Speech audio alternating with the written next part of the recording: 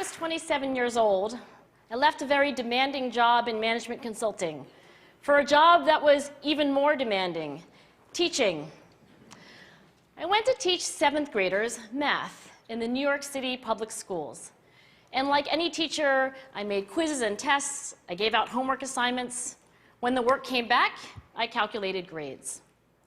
What struck me was that IQ was not the only difference between my best and my worst students.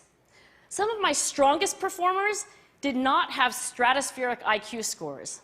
Some of my smartest kids weren't doing so well. And that got me thinking. The kinds of things you need to learn in 7th grade math, sure, they're hard. Ratios, decimals, the area of a parallelogram. But these concepts are not impossible.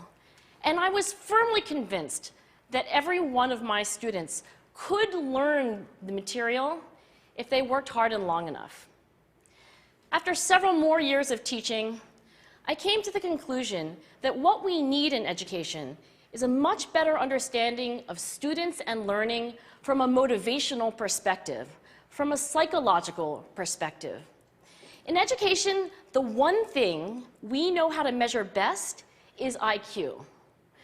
But what if doing well in school and in life depends on much more than your ability to learn quickly and easily? So I left the classroom and I went to graduate school to become a psychologist. I started studying kids and adults in all kinds of super challenging settings. And in every study, my question was, who is successful here and why?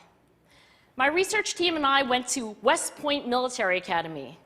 We tried to predict which cadets would stay in military training and which would drop out. We went to the National Spelling Bee and tried to predict which children would advance farthest in competition. We studied rookie teachers working in really tough neighborhoods, asking which teachers are still going to be here in teaching by the end of the school year. And of those, who will be the most effective at improving learning outcomes for their students? We partnered with private companies asking which of these salespeople is going to keep their jobs and who's going to earn the most money.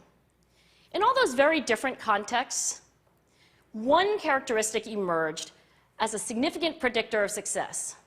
And it wasn't social intelligence, it wasn't good looks, physical health, and it wasn't IQ. It was grit. Grit is passion and perseverance for very long-term goals. Grit is having stamina. Grit is sticking with your future, day in, day out, not just for the week, not just for the month, but for years, and working really hard to make that future a reality.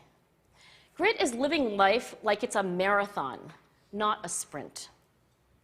A few years ago, I started studying grit in the Chicago public schools. I asked thousands of high school juniors to take grit questionnaires, and then waited around more than a year to see who would graduate.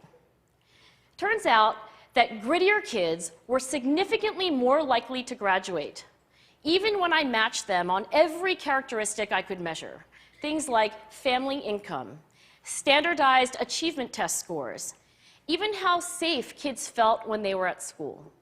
So it's not just at West Point or the National Spelling Bee that grit matters, it's also in school, especially for kids at risk for dropping out. To me, the most shocking thing about grit is how little we know, how little science knows about building it. Every day, parents and teachers ask me, how do I build grit in kids? What do I do to teach kids a solid work ethic? How do I keep them motivated for the long run? The honest answer is, I don't know. What I do know is that talent doesn't make you gritty. Our data show very clearly that there are many talented individuals who simply do not follow through on their commitments. In fact, in our data, grit is usually unrelated or even inversely related to measures of talent. So far, the best idea I've heard about building grit in kids is something called growth mindset. This is an idea developed at Stanford University by Carol Dweck, and it is the belief that the ability to learn is not fixed, that it can change with your effort. Dr. Dweck has shown that when kids read and learn about the brain and how it changes and grows in response to challenge, they're much more likely to persevere when they fail because they don't believe that failure is a permanent condition. So growth mindset is a great idea for building grit, but we need more. And that's where I'm going to end my remarks, because that's where we are. That's the work that stands before us. We need to take our best ideas, our strongest intuitions, and we need to test them. We need to measure whether we've been successful, and we have to be willing to fail, to be wrong, to start over again with lessons learned. In other words, we need to be gritty about getting our kids grittier. Thank you.